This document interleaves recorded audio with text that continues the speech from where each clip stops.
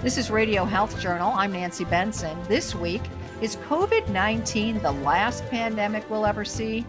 Probably not. I think we can better understand COVID-19 and perhaps better prepare for future pandemics if we learn some of the lessons of the past. How to prepare for future pandemics when Radio Health Journal returns. I'm Reed Pence, the producer and host of Radio Health Journal. If you like listening to Radio Health Journal, you'll also like our sister show, Viewpoints, which covers a wide array of topics from education to history to the environment. Here's a preview of what they're covering this week on Viewpoints. We had to keep a lot of empty beds in anticipation of the worst, which is what we do. I mean, we prepare for the worst and hope for the best. The mental toll of being on the front lines of a year-long pandemic. Then, the average person today has over 130 online accounts. The importance of getting your affairs in order, both on paper and online. I'm Marty Peterson. And I'm Gary Price. These stories in depth this week on your public affairs magazine, Viewpoints. Listen to Radio Health Journal and Viewpoints on your favorite radio station. And subscribe and listen anytime on Apple Podcasts, Google Play, and Spotify. Also, follow us on Instagram and Twitter at Radio Health Journal.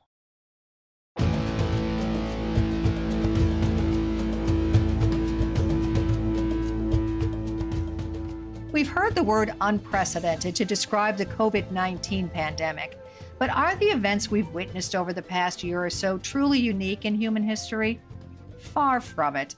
This isn't the first pandemic the world has ever seen, and experts say it's unlikely to be the last. And certainly there are aspects of COVID-19 that are unprecedented, but some things aren't quite as novel as they might seem. And as you indicate, human beings have been encountering infectious diseases, including widespread infectious diseases, both epidemics and pandemics, not only since the beginning of recorded history, but there's pretty good archaeological evidence that they were occurring even before we started writing history. So we've been dealing with infectious microbes and their adverse effect on human health for a very long time indeed. And I think we can better understand COVID-19 and perhaps better prepare for future pandemics if we learn some of the lessons of the past. That's Dr. Richard Gunderman, John Campbell Professor of Radiology at Indiana University, and author of the book Contagion: Plagues, Pandemics, and Cures from the Black Death to COVID-19 and Beyond.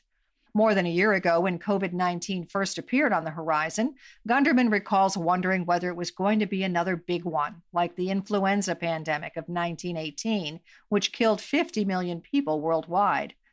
Obviously, yes, COVID has been a big one, but that's relative. So far, it's killed just under 3 million victims. There's always the possibility that some virus, an influenza virus, a coronavirus, is going to come out of the woodwork and, cause another worldwide pandemic with a lot of death and serious illness, but also, disrupting economies, disrupting education, disrupting people's lives. And I think that's just an ever-present possibility for us human beings. Gunderman suggests that future pandemics are inevitable simply because the world is full of microbes that cause disease. It's pretty clear that there are species of bacteria and viruses and fungi and so forth that have been in our environment, living in other species since before there were human beings on the scene. And happily, the vast majority of those viruses and bacteria and so forth aren't able to infect human beings, but some of them are. And occasionally, one of those microbes, in this case a virus, SARS-CoV-2, seems to have spread from some other species, a bat, a bird. That'll become clearer over time, but infected a human being and turned out to be both very transmissible, it was easy to spread from person to person, and B, pretty damaging to the human organism. And it's when something like that happens that we get into trouble from a pandemic. Far more microbes exist in the world than there are people. These microscopic organisms live in our mouths, our guts, and on our skin. In fact, microbes that live in and on each of us outnumber the cells in the human body by a factor of 10. Another reason we'll likely see more pandemics: the world is effectively shrinking. Germs travel far more quickly today than they ever did in the past. There are more human beings on the surface of the globe than there have ever been, so it's a bit more crowded.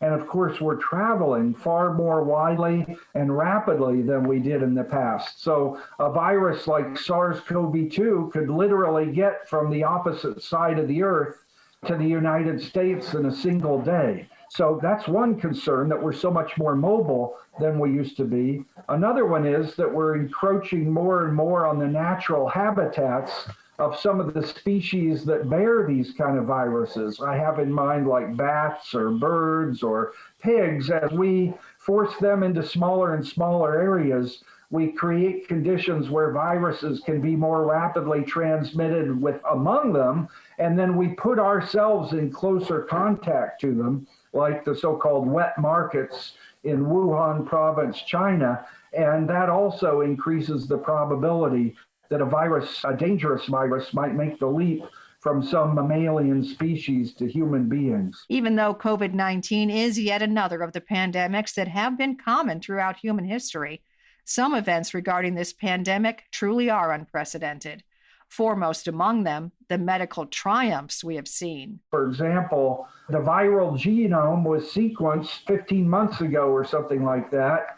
Soon thereafter, vaccines were being developed and tested to attack different parts of the virus. And by golly, 15 months later, we're immunizing people at the rate of millions per day. So to my knowledge, never in human history have we achieved the production and distribution of a vaccine to a new infectious disease at anything approaching that rate. But it's more than just this pandemic this knowledge will affect.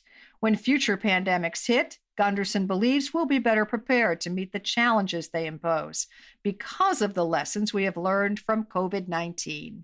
The biomedical facilities, pharmaceutical companies, and so forth involved in vaccine production can make a huge difference. And who knows, maybe in the future it will be possible to, sequence the genome of viruses, to develop vaccines, test them more quickly, and get them deployed and distributed even faster than we did in this case. So that's one possibility. But I think we're also coming to understand that viruses, bacteria, fungi, parasites, these disease-causing microorganisms, they're a part of the world around us, and we're never going to eradicate them.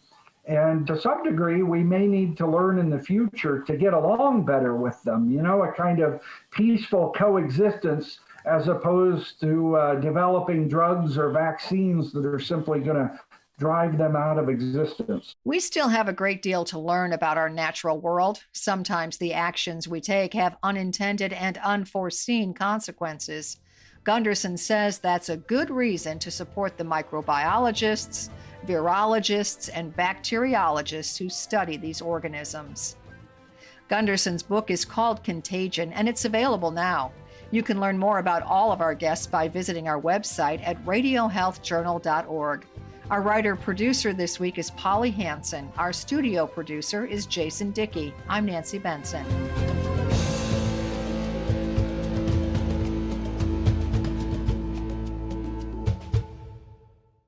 Coming up next week on Radio Health Journal.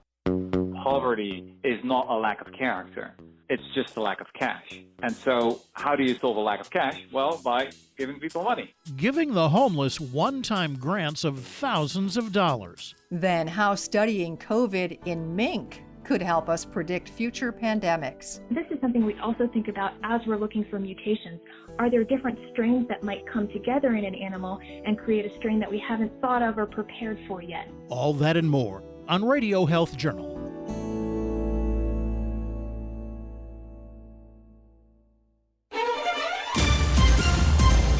And that's Radio Health Journal for this week. Radio Health Journal is a production of MediaTrax Communications. Follow us on Twitter, Facebook, and Instagram to learn more. And check Apple Podcasts, Google Play, and Spotify for a library of past programs. Plus, you'll always find previous segments and information about our guests at radiohealthjournal.org. Join us again next week for another edition of Radio Health Journal.